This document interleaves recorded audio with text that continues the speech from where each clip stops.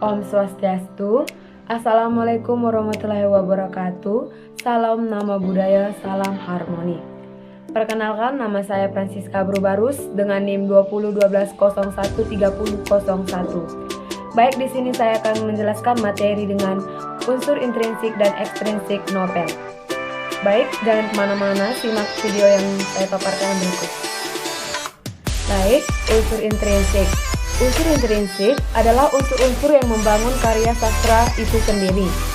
Unsur-unsur inilah yang membangun karya sastra. Unsur-unsur yang secara faktual akan dijumpai jika orang membaca karya sastra.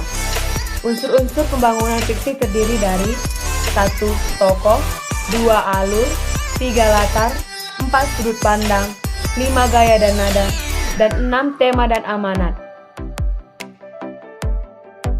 1. Tokoh. Tokoh adalah orang yang melakukan perbuatan dan mengalami peristiwa dalam sebuah cerita pendek. Sedangkan penokohan adalah pandangan, sifat, sikap, dan emosi yang dimiliki oleh tokoh yang terdapat dalam cerita pendek. 2. Alur. Alur dapat diartikan sebagai jalan cerita yang sengaja dibuat oleh pengarang sehingga peristiwa-peristiwa yang terjadi terjalin secara berkesinambungan. Alur juga dapat diartikan sebagai rangkaian peristiwa yang disusun berdasarkan hubungan kausalitas. 3. Latar. Latar merupakan keterangan mengenai waktu, ruang, dan suasana terjadinya lakuan dalam karya sastra. Suasana yang dimaksud adalah keadaan sosial masyarakat sehingga disebut latar sosial. 1. Latar tempat berkaitan dengan masalah geografis. 2. Latar waktu berkaitan dengan masalah waktu, hari, jam, maupun historis. 3. Latar sosial berkaitan dengan kehidupan masyarakat. 4. Sudut pandang adalah visi pengarang dalam memandang suatu peristiwa di dalam cerita. Adapun beberapa macam sudut pandang akan diuraikan sebagai berikut. 1. Sudut pandang akuan sertaan. 2. Sudut pandang akuan tak sertaan. 3. Sudut pandang diaan maha tahu. 4. Sudut pandang diaan terbatas. Baik, berikutnya adalah tema. Tema merupakan makna cerita. Tema dapat dibedakan menjadi tema jasmania, tema organik atau moral, tema sosial, dan tema ketuhanan. 1. Tema jasmania adalah tema yang berkaitan dengan keadaan jiwa seseorang manusia. 2. Tema organik atau moral adalah tema yang berhubungan dengan moral manusia.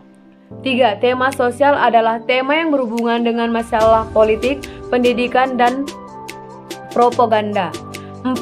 Tema ketuhanan adalah tema yang berhubungan dengan kondisi dan situasi manusia sebagai makhluk sosial. Berikutnya adalah amanat. Amanat adalah pesan yang ingin disampaikan pengarang kepada pembaca melalui teks cerita pendek yang ditulisnya. Baik, berikutnya adalah unsur ekstrinsik. Unsur ekstrinsik adalah unsur yang membangun teks cerita pendek di luar cerpen itu sendiri, atau unsur yang berada di luar karya sastra.